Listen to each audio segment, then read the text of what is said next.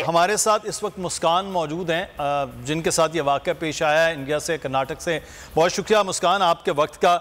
आप जब आई, ये वाक़या कैसे हुआ? आप जब आई हैं तो उस वक्त ये लोग वहाँ पर मौजूद थे, ये क्या वजूहात हुई, हुआ क्या? मेरे प्रिंसिपल, मेरे टीचर सब मेरे साथी थे। ये थोड़े बहुत आउटसाइडर का काम है।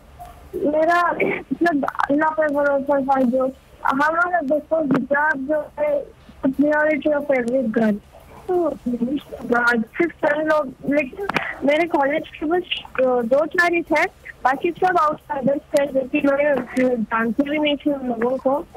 सही। अच्छा, लेकिन मुस्कान हम ये देख रहे हैं बहुत से लड़के जो हैं वो आपके इर्द गिर्द वहाँ इकट्ठे हो गए और ये खौफ भी होता है।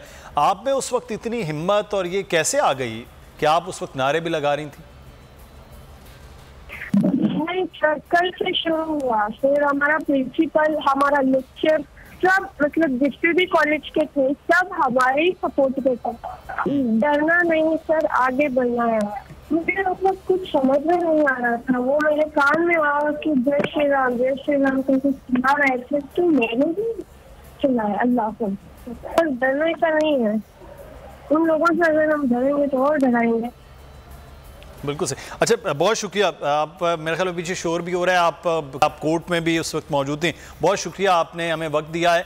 लेकिन एक चीज़ जो है हमें एक इसी पूरे एपिसोड में पॉजिटिविटी भी जो नज़र आती है कि एक तरफ हरासा करने के लिए नारेबाजी है, लेकिन दूसरी तरफ उसी कॉलेज के स्टाफ है, जो लोग हैं जो मुस्कान को वहाँ से ले भिजा भी रहे हैं, यानी कि हिफाजत भी कर रहे हैं। ये दोनों पहलू दिखाना बड़ा ज़रूरी है। ये इस वक्त सोशल मीडिया पर एक वन साइडेड जो एक चीज़ वो चल रही है। सब्सक्राइब करें और बेल दबाएं ताकि कोई खबर रह न जाए।